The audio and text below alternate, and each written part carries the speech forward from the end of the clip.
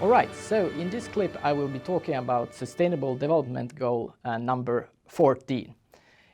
It can be seen perhaps on the surface as a challenging goal for business to make sense of, or business school students to make sense of, but actually I hope to be able to show that there are a lot of linkages to business activity and also relevance for business school students to engage and understand deeper the meaning of the Sustainable Development Goal, its targets and its indicators.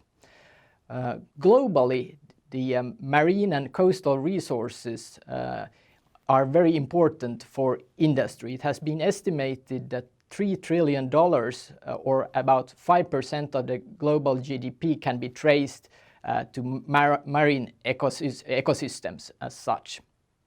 And fisheries, for example, employ almost 200 million people around the world. So it's a very important source of economic activity.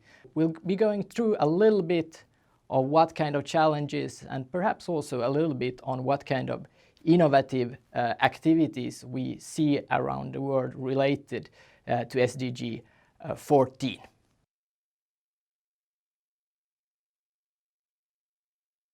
The first target says that by 2025 we should prevent and significantly reduce marine pollution of all kinds.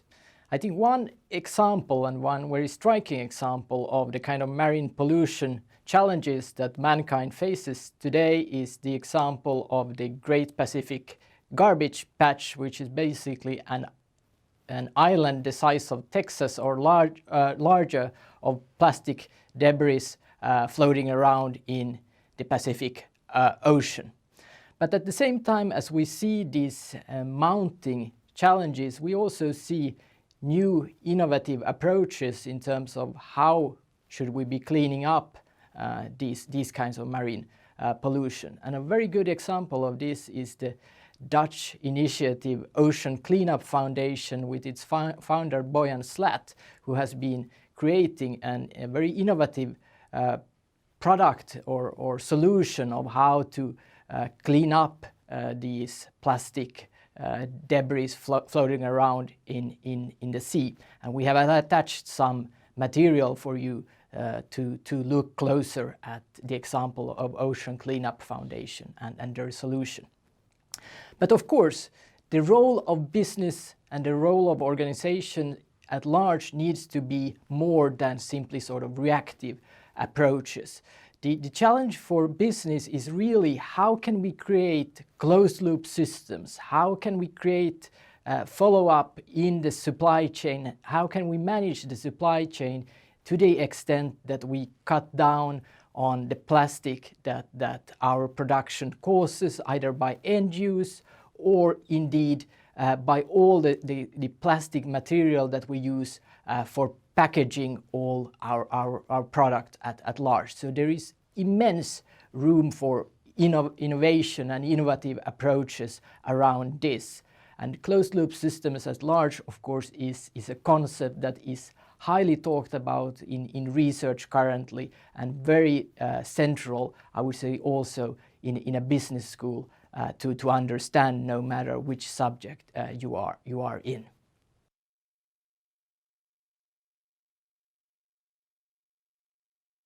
And then we have the issue of overfishing.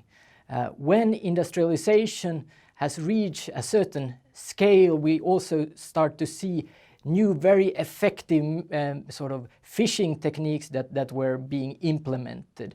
Deep sea trawling has proven very sort of unsustainable. So the question is really also how to engage with other SDGs such as no hunger or ending hunger at large, when at the same time we should be very mindful of the consequences of, for example, overfishing. And how can we fish in a sustainable manner? How can we regulate and implement regulations so that illegal practices are not being used? And how can companies ensure that in their supply chain there happens no overfishing, no illegal fishing as such? That puts a great challenge to again managing the supply chain for the companies.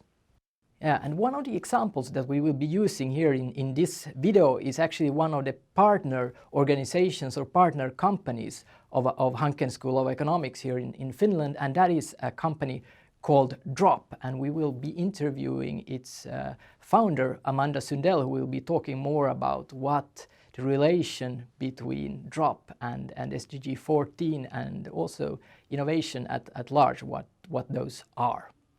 Hi, so my name is Amanda. I'm the founder of Drop. So it's now been 3 years since Drop started here in Finland. And before that, I didn't have any background in entrepreneurship or business either. My personal background is I studied social sciences, then I worked with international organizations for a while, and then I decided I wanted to see if I could do something on my own to finance other people who are doing really great stuff. So then we started Drop. Obviously, it's sort of saving the Baltic Sea, so basically supporting efforts for the environmental rehabilitation of the Baltic Sea. I think it's an issue that most Finns agree is important. The Baltic Sea is in a really poor state. It's the most polluted ocean in the world, and I think that's not something we're particularly proud of here. And also it's a personal concern for me. I've always lived close to the sea, spent my time on the Baltic Sea, in the archipelago, and sort of seen the very concrete changes in the sort of environmental status, if you will. So it's really just something I'm quite passionate about, and according to opinion polls as well, as I forgot to mention, more than 62% of Finns are ready to pay more taxes to see a clean sea. But then they find it hard to participate themselves sometimes because of maybe lack of time or too many interests that you want to be involved in. So I just wanted to do something that would make it easy for people to participate. So Drop, actually, we have 2 products at the moment. We have Drop Water, which is spring water from southern Ostrobothnia that we sell here in Finland, and then we have reusable water bottles, very lightweight, that you can carry on everywhere and refill as you need. But when it comes to the spring water, the market is quite big and growing in Finland. So every year we consume more than 100 million liters of spring water, 18 liters per person, which often surprises people in Finland because we do have very clean tap water as well, of course. But on this sizable market, both of the market leaders are international corporations, and they have their own logic of working. So I wanted to offer a more sustainable alternative on this market that also then, of course, donates 100% of its profits to environmental projects. So you know you're supporting a cause. But also, for instance, we work with a family-owned company that has 2 springs that they manage. They work very sustainably. They've done this carbon audit with an independent consulting firm. So they're able to track their emissions. They're able to reduce them according to a plan, and they have. They also offset their emissions, so they support clean water and clean energy projects in Kenya. That was very important to me. Also, Drop works together with Opel, so we have a logistics partnership where we do all of our direct deliveries fueled by biogas. So that's also emissions neutral. We run on domestic biogas, so basically waste. So those are some of the things that we've done to be as sustainable as possible. And then I don't know if there are international students, but it's probably worth mentioning that in Finland the recycling program works extremely well as well. So 95% of PET bottles will be recycled, and they actually are used. So the loop functions. For instance, we have Alko, our alcohol monopoly, who do their carrier bags, sort of, reusable carrier bags. Each one of those is 3 PET bottles. We also have chains like Hesburger, fast food chain, who have done their work clothes out of recycled PET bottles. And there are other cases like that as well. Our main partner is the Baltic Sea Action Group. We've done what they call a Baltic Sea commitment, so a commitment for the Baltic Sea with them.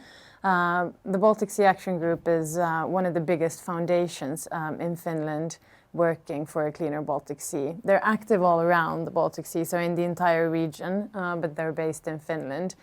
So that's a foundation. And then we have a research project that we started together with the University of Helsinki. And there it's a lot about awareness raising. We're trying to showcase what it actually looks like below the surface, and just get people excited about the Baltic Sea, and then obviously supporting very important sort of scientific breakthroughs as well.